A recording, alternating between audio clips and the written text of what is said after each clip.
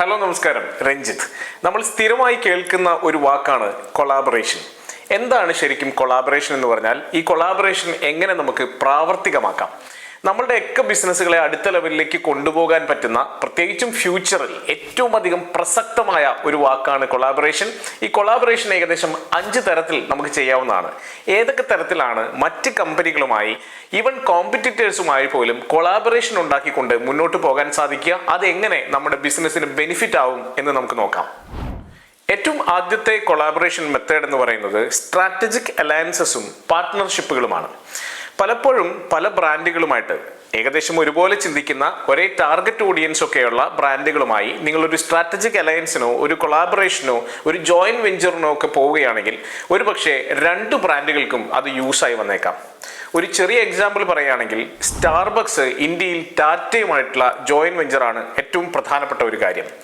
Starbucks പോലെ ഒരു global brand ഇന്ത്യയിലേക്ക് വരുമ്പോൾ, ഇന്ത്യ എന്ന് പറയുന്ന രാജ്യത്തെ വളരെ നന്നായി അറിയാവുന്ന, വളരെ ശക്തമായ നെറ്റ്വർക്കുള്ള ടാറ്റ പോലുള്ളൊരു ബ്രാൻഡിനെ ആശ്രയിക്കുന്നത് വളരെ സ്വാഭാവികമാണ്. കാരണം സ്റ്റാർബക്സിന് ഇന്ത്യയുടെ റൂട്ട്സിലേക്ക് എത്താൻ ടാറ്റയെ പോലെ ഒരു ബ്രാൻഡിന്റെ ആവശ്യമുണ്ട്. മാത്രമല്ല, ഒരു ഗ്ലോബൽ ബ്രാൻഡായിട്ടുള്ള വളരെ സ്ട്രോങ് ആയിട്ടുള്ള പൊസിഷനിങ് ഉള്ള സ്റ്റാർബക്സിന് ടാറ്റ പോലെ ഒരു ബ്രാൻഡ് തന്നെ വേണം താനും. ഒപ്പം ടാറ്റയെ സംബന്ധിച്ചിടത്തോളം ടാറ്റയ്ക്ക് അവരുടെ ഗ്ലോബൽ ആയിട്ടുള്ള ഒരു ഫേസ് കാണിക്കാനുള്ള വലിയൊരു ഓപ്പർച്യൂണിറ്റിയാണ് ഇന്റർനാഷണൽ ബ്രാൻഡായിട്ടുള്ള സ്റ്റാർബക്സുമായിട്ടുള്ള അസോസിയേഷൻ. അത്തരത്തിൽ വളരെ വിൻ ആയിട്ടുള്ള ഒരു സ്ട്രാറ്റജിക് അലയൻസ് ഈ 2 ഗ്രൂപ്പുകളും തമ്മിൽ ഫോം ആവുന്നു എന്നുള്ളതാണ് രസകരം. എപ്പോഴൊക്കെ കൊളാബറേഷൻ ഉണ്ടാകുന്നുവോ അപ്പോഴെല്ലാം വിൻ ആയിട്ടുള്ള ഒരു സിറ്റുവേഷൻ ഉണ്ടാകുന്നു എന്നുള്ളതും പ്രസക്തമാണ്.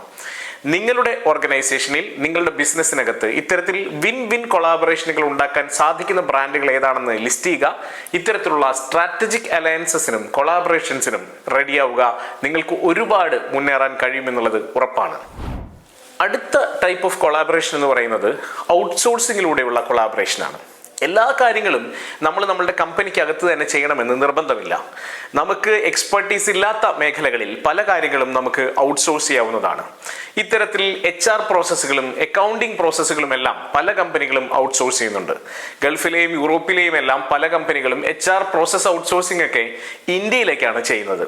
HR പ്രോസസ്സുകളുടെ കാര്യത്തിൽ ഞങ്ങൾ ബ്രഹ്മ അടക്കം ഔട്ട്സോഴ്സിംഗ് ആയിട്ട് വർക്കുകൾ ചെയ്തു കൊടുക്കുന്നുണ്ട് പല കമ്പനീസിനും. അതായത് ഏതെങ്കിലും ഒരു പെർട്ടിക്കുലർ കമ്പനിയുടെ HR കംപ്ലീറ്റ് ആയിട്ട് നമുക്ക് ബാക്ക് എൻഡിൽ നിന്ന്, ഇവിടെ നിന്ന് കൈകാര്യം ചെയ്യാൻ കഴിയുമെന്നുള്ളതാണ് രസകരം. അപ്പം അതുകൊണ്ട് തന്നെ ഗൾഫിലുള്ള പല കമ്പനികളുടെയും HRഉം അക്കൗണ്ടിങ്ങിനുള്ള ചില പെർട്ടിക്കുലർ പ്രോസസ്സുകളും നമുക്ക് ഔട്ട്സോഴ്സ് ചെയ്യാൻ കഴിയും. അങ്ങനെ വളരെ കൊളാബറേറ്റീവായിട്ട് പ്രവർത്തിക്കാനും സാധിക്കും. വിപ്രോവും ജെൻപാക്റ്റും പോലെ ഇങ്ങനെ കൊളാബറേറ്റീവായിട്ട് ഔട്ട്സോഴ്സ് ചെയ്ത് പ്രവർത്തിക്കുന്ന ഒരുപാട് കമ്പനികൾ നമ്മളുടെ ചുറ്റുമുണ്ട് എന്നുള്ളതാണ് ഏറ്റവും പ്രസക്തമായ കാര്യം. അതുകൊണ്ട് തന്നെ നിങ്ങൾക്ക് എക്സ്പെർട്ടീസ് ഇല്ലാത്ത മേഖലകളിൽ നിങ്ങളുടെ അതേ വാല്യൂ സിസ്റ്റംസ് ഉള്ള കമ്പനീസുമായിട്ട് ഇത്തരത്തിലുള്ള ഔട്ട്സോഴ്സിംഗ് കൊളാബറേഷൻസ് ഉണ്ടാക്കുകയാണെങ്കിൽ നിങ്ങൾക്ക് ഒരുപക്ഷെ ഒരുപാട് പൈസ ലാഭിക്കാൻ സാധിക്കും. അടുത്തത് കോ ബ്രാൻഡിംഗ് ആണ്. പലപ്പോഴും 2 പ്രമുഖ ബ്രാൻഡുകൾ ഒരുമിച്ച് കോ ബ്രാൻഡ് ചെയ്തുകൊണ്ട് മുന്നോട്ട് പോകുന്നത് കാണാം. ഏറ്റവും നല്ല എക്സാമ്പിളായി എനിക്ക് പറയാൻ തോന്നുന്നത് IPLഉം കോക്കുമാണ്, അതായത് കൊക്കക്കോളയുമാണ്.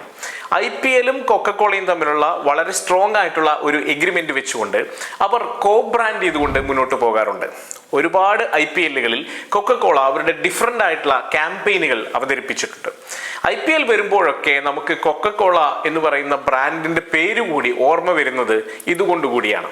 അപ്പോൾ കൊക്കക്കോള എന്ന് കേൾക്കുമ്പോൾ IPLഉം, IPL എന്ന് കേൾക്കുമ്പോൾ കൊക്കക്കോളയും നമുക്ക് ഓർമ്മ വരുന്നുണ്ടെങ്കിൽ തീർച്ചയായിട്ടും ഇത് ഇവരുടെ കൊളാബറേറ്റീവ് കോ ബ്രാൻഡിംഗ് എഫക്റ്റിന്റെ ഫലമാണ്. ഇതുപോലെ തന്നെ നിങ്ങൾ ഏതെങ്കിലും ഒരു പെർട്ടിക്കുലർ മാർക്കറ്റിനെ ഫോക്കസ് ചെയ്യുകയാണെങ്കിൽ ആ മാർക്കറ്റിനെ തന്നെ ഫോക്കസ് ചെയ്യുന്ന, എന്നാൽ നിങ്ങളുടെ കോമ്പറ്റീറ്റർ അല്ലാത്ത, നിങ്ങളെ കോംപ്ലിമെന്റ് ചെയ്യാൻ പറ്റുന്ന ഏതെങ്കിലും ബ്രാൻഡിനെ നിങ്ങൾക്ക് കണ്ടെത്താൻ സാധിക്കുമോ എന്ന് നോക്കുക. 2 പേർക്കും ഒരുമിച്ച് ബ്രാൻഡ് ചെയ്യാൻ സാധിക്കുകയാണെങ്കിൽ നമുക്ക് ബ്രാൻഡിങ്ങിലും മാർക്കറ്റിങ്ങിലും ഒക്കെ ഒരുപാട് പൈസ ലാഭിക്കാം. ഒപ്പം തന്നെ 2 കമ്പനികൾക്കും ഒരുപോലെ തന്നെ മുന്നോട്ട് പോവുകയും ചെയ്യാം.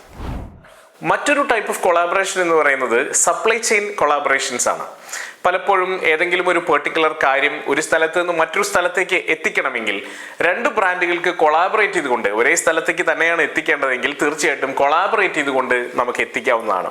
അല്ലെങ്കിൽ മറ്റൊരു കമ്പനിയുടെ ലോജിസ്റ്റിക് സിസ്റ്റം ഉപയോഗിച്ചുകൊണ്ട് അത് എത്തിക്കാവുന്നതാണ്. ടെലികോം സെക്ടറിൽ പറയുകയാണെങ്കിൽ റിലയൻസും ജിയോ പ്ലാറ്റ്ഫോംസും ഇതിന് വളരെ വലിയ ഒരു ഉദാഹരണമാണ്.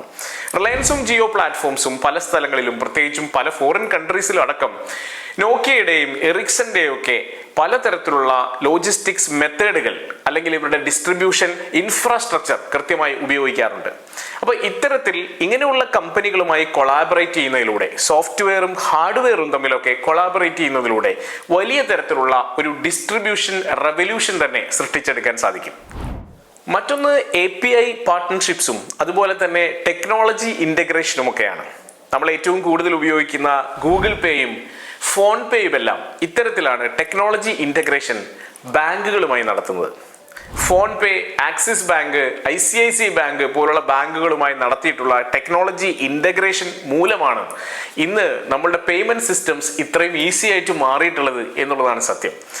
നമ്മൾ വലിയ ബുദ്ധിമുട്ടിലൂടെ അല്ലെങ്കിൽ ബാങ്ക് അക്കൗണ്ടിലൂടെ മാത്രം ട്രാൻസ്ഫർ ചെയ്തിരുന്ന പൈസയൊക്കെ ഇന്ന് നമ്മൾ മൊബൈൽ ഉപയോഗിച്ച് ഒരു നിമിഷം കൊണ്ട് ട്രാൻസ്ഫർ ചെയ്യാനുള്ള കാരണം ഈ രണ്ട് വലിയ ബ്രാൻഡുകൾ ഒരുമിച്ച് ചേർന്നതാണ് എന്നുള്ളത് നമ്മൾ മനസ്സിലാക്കണം.